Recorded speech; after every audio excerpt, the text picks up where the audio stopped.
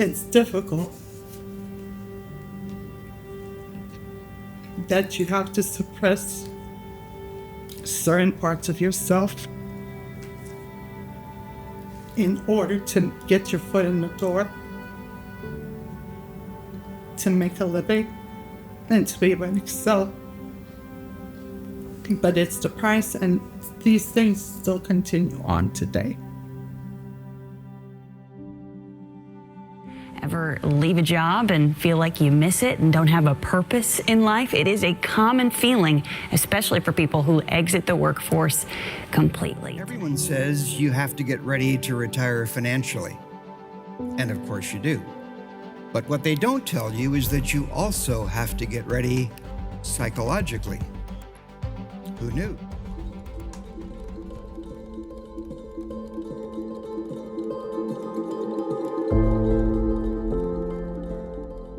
I am Clay S. Williams, and after listening to many of my clients who are nearing retirement, I discovered that they needed a safe space to vulnerably share the truth of their lived experiences, tools to close the gap between their past and present, and they needed to remember that decades of challenges were preparing them for this moment.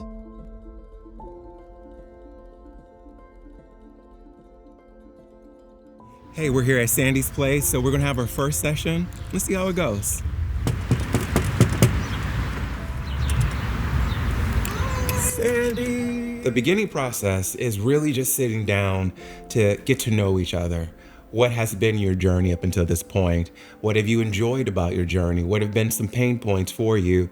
And what are your interests now moving forward? How are you? What's been going on? Good, just trying to adjust to retirement and taking care of my husband. Okay. And finding my place. Okay. You can wake up one day and look in the mirror and not recognize yourself because all of a sudden you've played so many roles, wore so many hats for so many different people out of love and because you care, and you lost sight of yourself. Life is nowadays challenging enough as it is, and what I expect to get from here is some clarity and some direction. In our first session, what we're trying to understand is not only what the direction that Sandy wants to go in terms of her life and post-retirement, but we really want to be able to sit down and understand what are the patterns and the pathologies in her life that may be preventing her from understanding why things have taken place, or any residue or anything from her past that needs to be cleared up in order to even look at the future. Before we can entertain the idea of what our goal is and the things that we truly want for our lives, we have to be very clear and cognizant of why we're in the position that we're in right now in order to get to our end goal. My work today is going to help you bring all of the chapters of your life together. We're going to do some healing work to make sure that we are whole within ourselves, and we're going to look towards the dream of the future. It occurred to me that if I have a specific skill set around supporting people, not only discovering their purpose and calling in life, but also looking to see what is preventing them from actually doing that, and then working with individuals who are actually in retirement or about to approach retirement, why not be a support to help not just them, but as many people as I possibly can?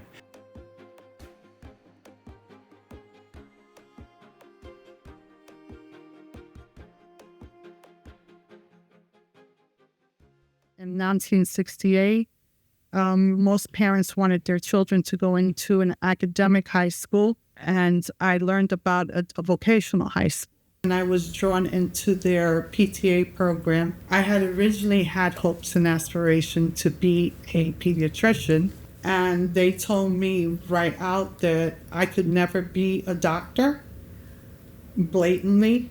I was only 18 years of age at that time. Needless to say, being Hispanic, being a teen, going into an institution of a very large hospital, I faced many challenges of being taken seriously. I did a lot of I should say, holding my tongue at that time. Basically, because my father at that time had told me, in Rome, do as the Romans do. Which was very helpful. Good. He basically told me, he says, when you finally make where you make it, he says, then you can do your hair, wear flowers, whatever you want to do. He says, but until then, he says, you need to be able to get in that door and just do the job the best you can. He says, and go above and beyond that. He says, because it's the way it is. And that's what I did. So when you were moving towards retirement, what was your dream for yourself? Like, what is that you wanted? What was your desires? Have you thought about that? Did you have time to think about that? All the changes and transitions that occurred within the hospital, changing of policy, procedures, contracts, different things like that. They told me they were now dissolving the position I was in. Right. And it was done last minute. I came into work on Monday. Right. And at 3:45 in the afternoon, I was given my letter and told like my services were no longer needed. Yeah. So what was going through your mind immediately when you got that email, that call? I went to the lobby and I sat there and I had a good cry. What were you feeling at that time? Anger. Yeah. And frustration. I felt that I had earned some respect. That couldn't have been easy at all. So what were you feeling? Like an outsider. Yeah. An outsider, at times lost. Yeah. And that my identity had been taken away. There we go. There we go. Tell me more. Yeah. You haven't had a chance to unpack this. This is why we're here right now. That your identity was taken away. What does that feel like? Confusing because I wasn't sure if I was who I was really meant to be, or did I adapt or assimilate to what they needed and became that person. So it was like a duality, like I was two different people. Right. I didn't know who I was anymore. Yeah. Because once you took away the patience, the things and stuff like that, I would have a lot of temper tantrums with God. Okay. What was that? What does that look like? Temper tantrums. Asking him, did you just create me to be a patch, just to fill in the gaps? Yeah. You're being let go of this position. You've been advocating for yourself. You've been asking for support. Who are you talking to about any and all of this? About the weight of it all, about the pain of it all, about the betrayal of it all, about not having anybody to go to bat or to advocate on your behalf for 9 months, for just 9 months. Awareness. The number one thing is being aware of the actual scenario. A lot of times, especially when I'm coaching people, nope, that's not for me. I didn't do that. I don't feel that. That's not what's happening for me. And because a lot of people lack that self-awareness to even know that there is an issue, that's the first thing that we want to do is address. What are you openly available to receive in order to be aware about your current situation? That self-awareness is going to support you in taking the first step that's going to be affirmative in the new direction you want to go in. Hi, my name is Sharon Marshall. In about 8 days, I will turn 70 years old. And at the end of August, I will be retiring from my full-time position as an administrator and a first-year writing instructor at St. John's University. I chose the age of 70 to retire so that I could get the maximum Social Security benefits. Maybe that's not what I should be saying right now.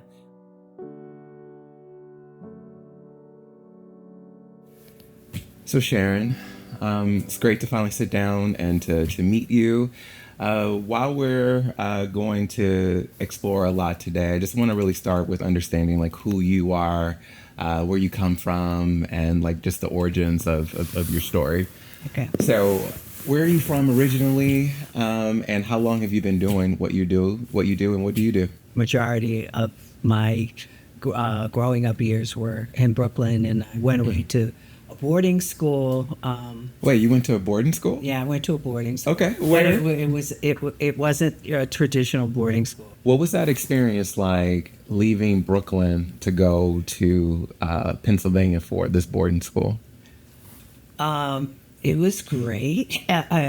My parents divorced when I was about 10, but they separated when I was around 5. So I lived with my mother, and it was just me and my mother.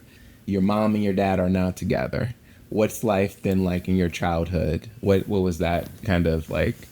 I mean, I always had this yearning, for us to be like a real family, and I missed my father. I remember this one time when we went to Coney Island, took me out into the far into the ocean, and like. I trusted him. I was like, okay, he's not going to get me drowned. Right. I mean, that's a moment, but I was always yearning for that. And then he remarried, and he had like another family, and that was like, I felt replaced. And so when you were getting ready to go off to the boarding school, had your father been involved in that process at all, or was it strictly your mom making the decision? The thing is, he did actually visit me one time when I was in the boarding school, and that was a traumatic event. Like hair days, it was like Afro days, it was like, and the first thing he said to me when he saw me was like, look at your hair. It's terrible. And I understand from that generation, Black women and their hair with society was a big thing. Right. Yeah. Right. Yeah. So, I mean, it was a statement to have it like that. Yeah. Well, he decided that he had to cut my hair. So I don't know where the scissors came from or anything, but I remember like sitting in the common room. Your father cuts my hair down. Yeah. Like was just... He cuts down the afro. He does a terrible job. It's not even, While he's cutting your hair, what emotionally are you feeling at that time? I would have done anything to have, intimate contact with him, for him to be caring for me in some way. Yeah. Because that I never had that. Mm-hmm. I mean, I don't remember, as my kids were growing up and everything, I realized, my father never did that. I don't remember him ever like reading me a story or like, giving me a bath or any of those things. He just wasn't there for that kind of stuff. Mm-hmm. So basically I allowed him to do it because in that moment, it felt like, that was him caring for me. I was not happy about how it came out. Right. But it was like, yeah. So not only were you not happy about how it came out, it was something you did not want, but at the same time, it didn't matter because your daddy was there. You were able to intimately be able to just experience him. Right. And have him physically there because he wouldn't have been there as before. Right. When you felt that your importance, your pain, and the things that you were experiencing was less than, not valuable, and not important, that's where the healing's going to take place. Oh, we have to go really back. Think about this, Sandy. You're 69 years old. You have been living 69 years of these experiences. It's courageous as hell that we're even sitting here having this conversation. It's important that we understand how long of time that's been.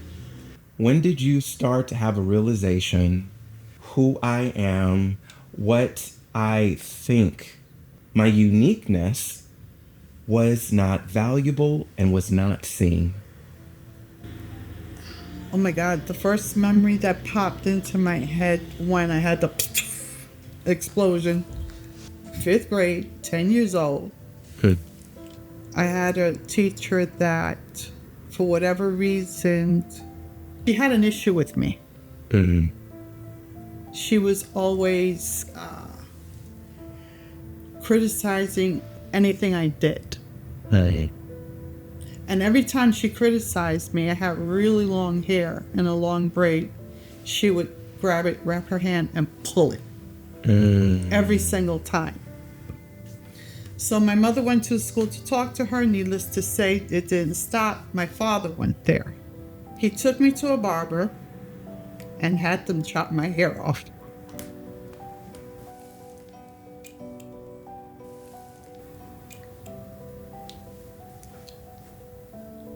So that she couldn't pull on it anymore.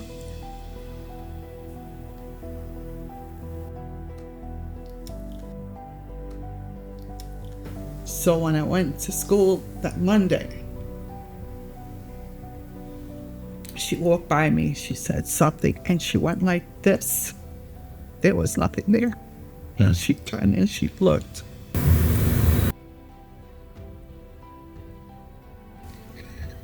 I looked just like a boy. Wow. I have one class picture where you can't tell if I was a boy or a girl.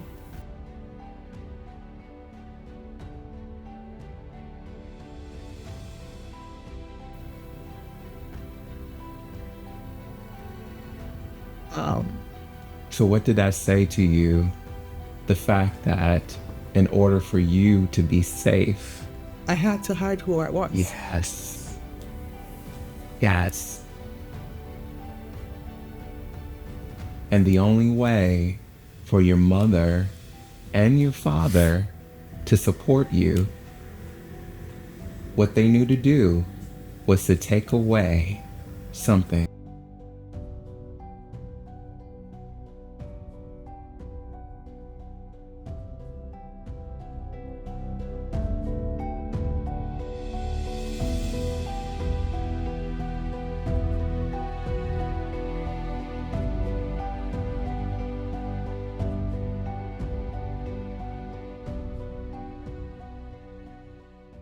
Sometimes you have to dig deep and go back to the places that originally brought you discomfort before you got to this particular time in your life. And I think that's a difficult thing to do. So, of course, as we get older, a lot of people are not interested in being able to go back and say, okay, when I was 14, this happened and brought me discomfort. My mother or my father was not supportive of my dream or was not supportive of me. This work incident I've been harboring for years, and I've been able to not only forgive myself, but the actual other person. And so it's hard to put yourself in the driver's seat of your life, of your decisions, of your dreams, when you have not gone back to address the issues that have caused the routine that you're in right now, or a desire to even just change and shift perspectives to create a brand new routine that is fulfilling, that's invigorating, that brings you alive. When do you start getting to your writing career? When does that take place? Like, Well, my writing career kind of fizzles. Okay. So I'm writing. I'm sending things out, but my big break was like I got a story in Essence magazine, and then it was called The Granddaughter. Okay. So and it is all about trauma. After that, I got that published. It became really difficult for me to publish again, and I was. Why? What do you mean? It was nobody wanted my stuff. You finally get a piece in Essence magazine, and they take interest in a story that is of importance to you around familial understandings. And then after that, nobody else wants your writing. Right. And I don't send out a lot. Because of the rejections that you were getting? Yeah. I also got another huge rejection, and the editor there was a black woman, and she like shot me down. It was really bad. She was like, "How dare they send the first black person who comes through the door up here thinking that blah blah blah blah blah." Even though you were talented. When you were starting to receive all these rejections from all spheres of life, did you internalize the rejection as they don't want me? In terms of the work, I internalized it as like, work is not good enough. All right, your work is not good enough. All right, so we have that rejection that's here, and we have rejection in our formative years. What is the connection between your work not being good enough and the rejection you experience as a child? There's something wrong with you. There you go. What has happened is we're trying to close the gap between our past and our present. Every single form of rejection where you can't recuperate and stay in it to keep going and going and going comes back to daddy not wanting me. Because what would always happen when daddy would reject you? He would leave. So it's an internalized thing of, if they don't want me, I need to leave because I don't want to keep being rejected and I don't want to feel that pain. When you sit down and you talk to them and you see in their eye a little tear that, sort of like quivers up, or you see them catch a breath, you see them in their body being resistant to the process, you know that there is something around forgiveness that needs to take place. And a lot of people are very resistant to opening up that vault because it's going to unleash a flood of emotions, and people are afraid of where that's going to take them. So you don't process the pain, and it becomes just something that's an attachment to you. And you move on and on and on. And that's why you laugh the way that you do when you're saying something that's been traumatic, because it covers up the pattern of not being able to just sit with your pain and to allow yourself to feel the things that you have felt. And so like some of you is just very numb. And that laughter, it's like a trigger for you, just to remind you that you're not crazy, that you're not insane, that you even aren't even alive. Whoa.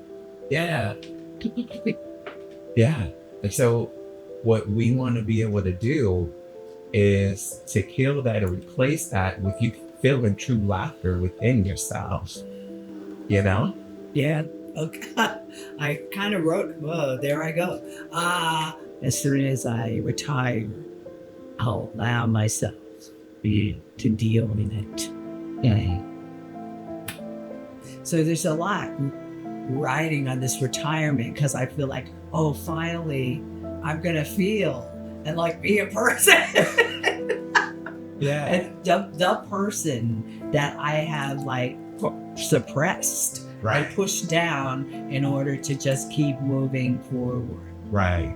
And that's why when we were originally talking, it's hard to get to what you want this scenario of life to be if you've been numb for over 60 plus years of life.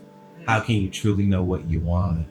How can you truly know who you are and all the experiences that have happened? Because you've had many transitions in your life. The transitions have not been met with closure. And so a lot of who you may think you're going to be at this particular point in life, it may be completely different.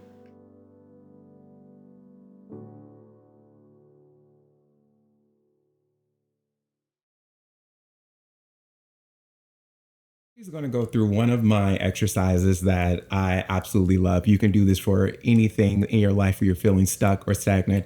And I call this the Plan a Ring of Fluidity. And what we're trying to understand is, what are the growth edges that are in our life? What are things that come easy for us? And what are some things that are not so easy and some things that are easy?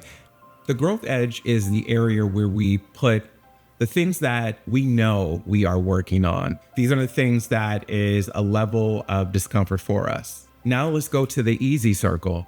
What you want to write down are things that come easy for you, things that you are good at doing, things that are just very, very natural for you. And what typically happens here with the easy circle, we forget what we have learned along the way, our skills, our gifts, and our talents, and we deviate in moments of crisis to, you've guessed it, the growth edge. And in the last circle, when we're trying to figure out what are things that are not so difficult for us, things that are not truly an easy thing for us, we place it in the median. And in the median is the experiences of where you are in life right now. That is the Ring of Fluidity. And it's the exercise that I welcome you to use as well. Now we're going to get started with doing the work. And what really I'm excited about is to be able to locate any of those patterns, anything that's inside of her, been at play for 60, 50, 70 years of life, so that she can be very clear on, I need to work on this, I need to heal this, so that what she wants to do in her retirement can be fulfilled. What happened for you this morning when we were working through that session? What happened? There was a light that just exploded in my head. And in that moment in time and realization, I just went back to a period of time, and it's like, I knew this was where's the starting point, the trigger and everything. I've never had anything like that before. One thing that I really want us to understand, especially this realization and awareness, it's not an overnight realization, and it's not going to be overnight work. You're going to be working through some of these things well after I'm gone from this experience. So I just want you to pace yourself, but to also know that as you're working on it each day, that means you're getting better and better and better, because you're opening yourself to the process. When you think about what comes easy for you, things that are very natural for you, I'm not saying what you're good at doing, but what comes easy for you, what words come to mind? And we can start with some of those interpersonal things, like I'm gonna just name a couple, like compassion. Listening, being a good listener. Okay. Yeah. So. I think being creative in different ways. Okay. So let's put creative here. We're going to fill this up. So, wherever you want it. Creative. Okay. What about loyalty? Definitely. Okay. Yeah. Taking on other people's feelings is something that is a difficulty for you. Would you say this difficult? It's easy for me to do it. Right. It can be problematic when there's nothing that I can do to change it or help it. Okay. So here's the issue with that. Someone's bringing their issue to you. It's not your issue.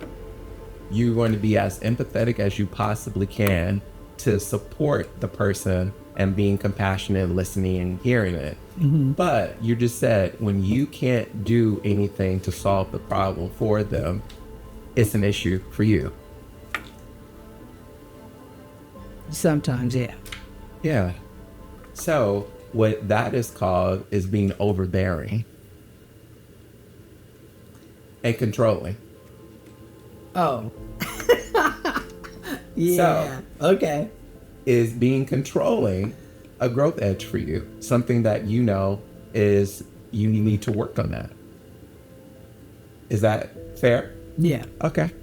Controlling. And this is the growth edge, wherever you want to put it. I put it real small. How about courage? Where does that go? I have it. I'm willing to take that plunge. Okay. But if you ask me if I was courageous, I don't think I would use that word. But yet I have no problem doing something once just to see if it works out. All right. So it's not necessarily comes easy for you. It's kind of in the middle. It's not a growth edge, but it's Right. kind of, all right. So let's put courage here.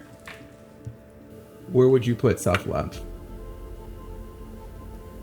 I would say it is overlap here. Okay. So let's put it in. I think yeah. Needed. Okay. What about self-belief? Believing in yourself. Is that a growth edge? Is that okay? Okay.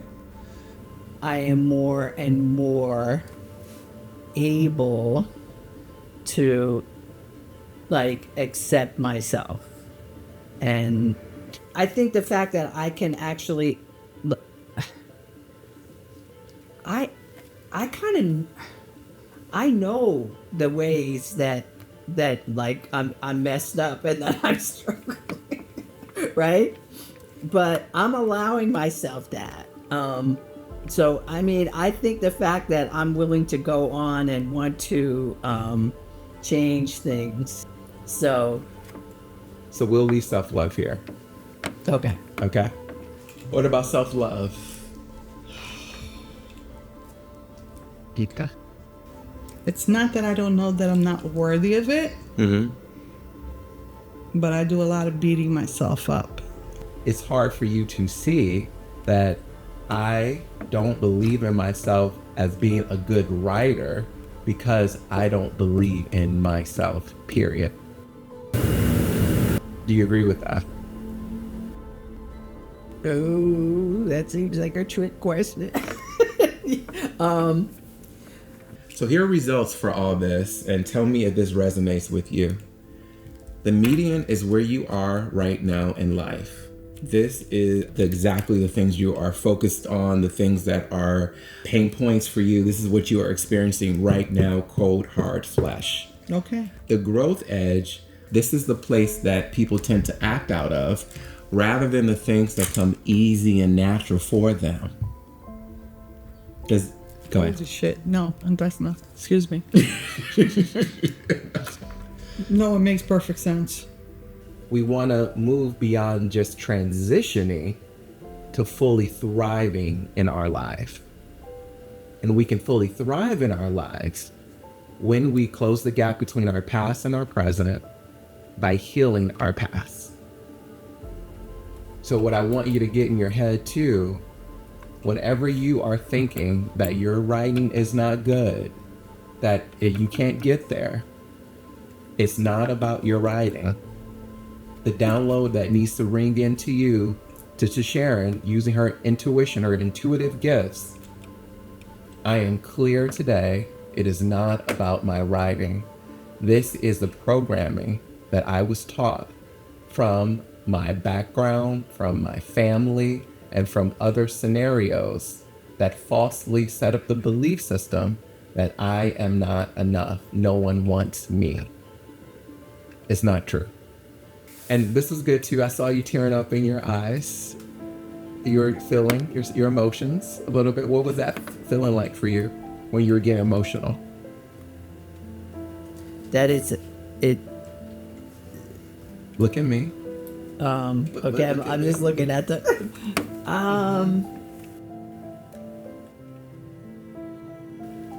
Well, I mean, like that. It's me. That I do feel it, experience it as rejection of me, and I've always felt like, oh, I have to make the writing good enough. I have to make it good enough.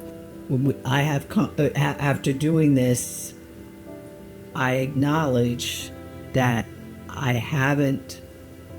don't have that self-belief. I just don't have that. And it makes sense to me that I don't have it because of all of those, of the rejection. You've used the writing to be the barrier and the blockade to tell the truth of what your experiences have been and what your pain has been. The writing has become your buffer because it's the only thing physically that you could It's the only thing physically that you could attach something to. Right. That makes so much sense to me, and I never thought about it that way. Yeah. That's it. And that is why I also understand that what you said, like the healing is more important than the writing, because if I don't deal with that other stuff, with the rejection issues, sorry, my mother used to do that too. No, it's fine. If nothing will change. Yeah. So tell me what I just said to you. It seemed like you had another light bulb moment. Yeah, I did, because this is where I'm at now. And that Yeah. Take it in.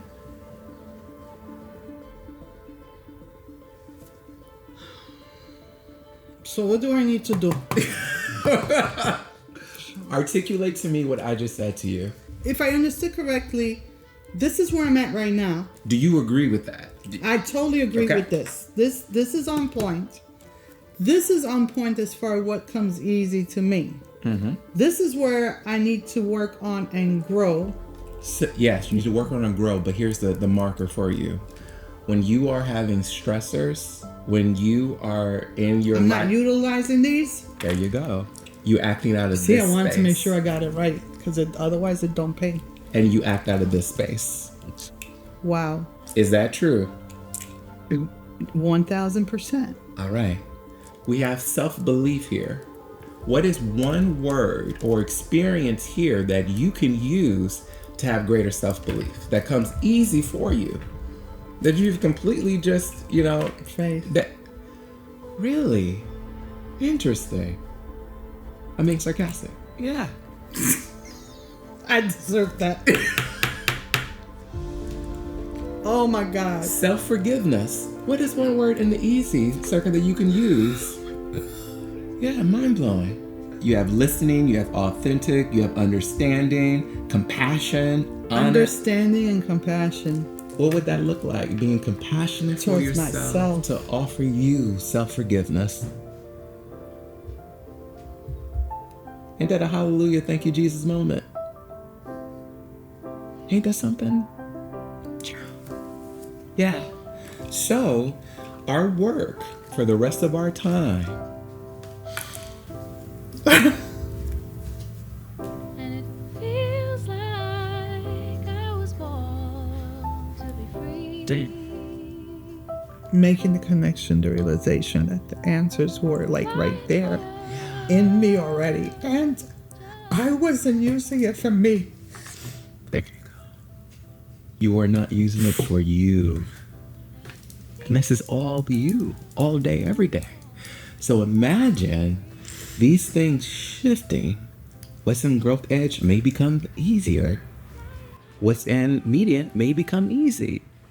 When you're consciously available for all of the things that are within you already, that are just like breathing. But we go against that when friction life things happen and we ignore it, rather than getting within our bodies, being still, and asking ourselves, what are my gifts? What are my talents? What have I been given? And how do I use those tools to the benefit of myself, for me, so that I can then be, later on, a blessing for other people? It don't work the other way around.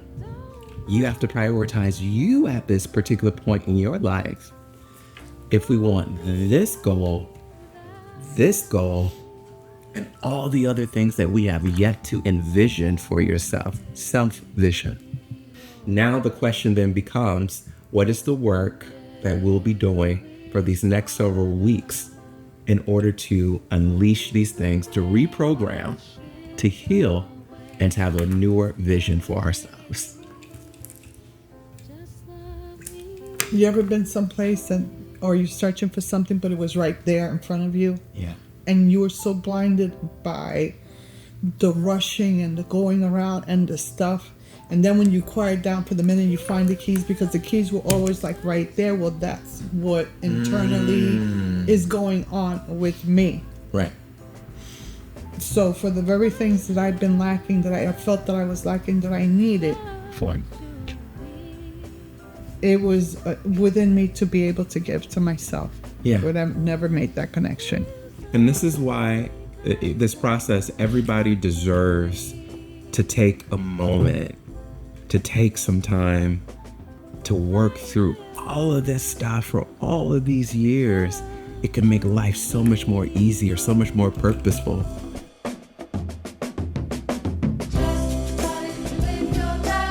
I know you fell from your mother's dream. Just started to live your life. You can't live someone else's dream. Just started to live your life. Just start.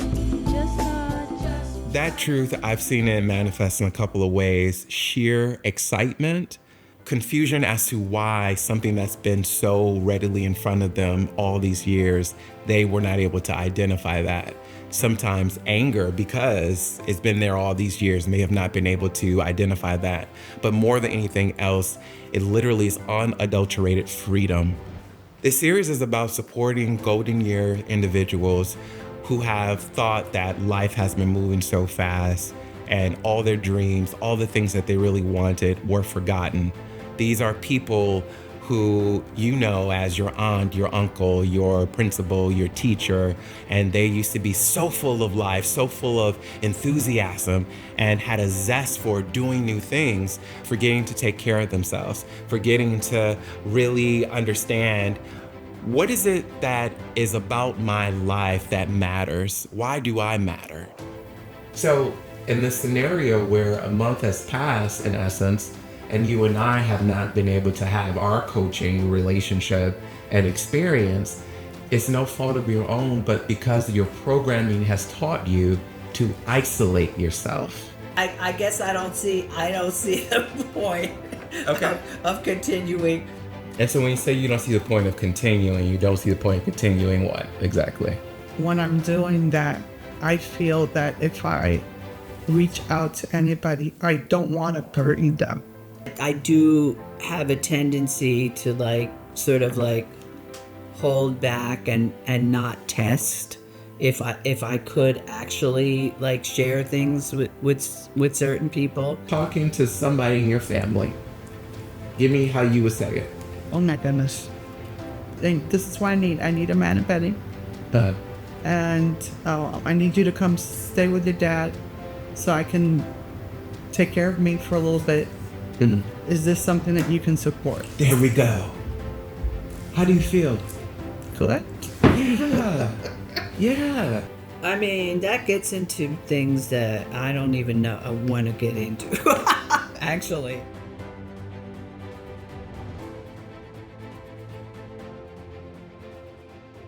Wow, Sharon Marshall D. Rivers.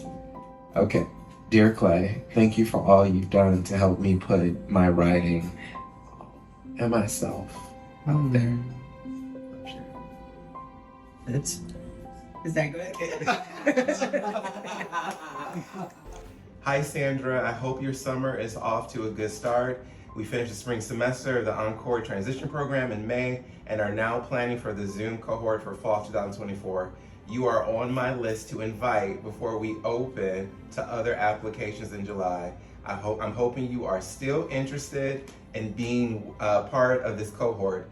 We would welcome your participation. You are accepted into Union Theological Seminary for the Encore program. And this is perfect Congratulations! time. Yes. Now I'm scared shitless. Oops. Am I scared? Yeah, but I'm gonna do it. How do you feel? I'm excited. I This feel has been good. a year. Yeah. This has been a year coming.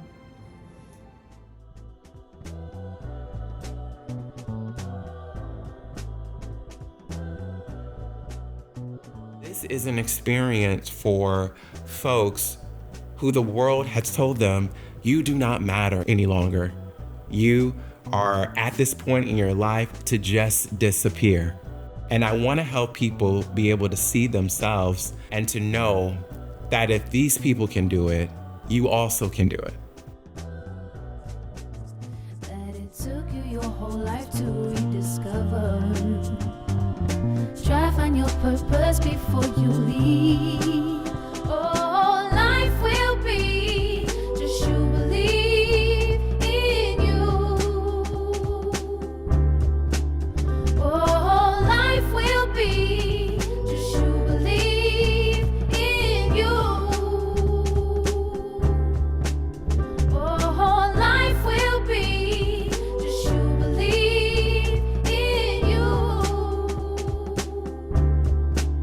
Oh, life will be just you believe in you.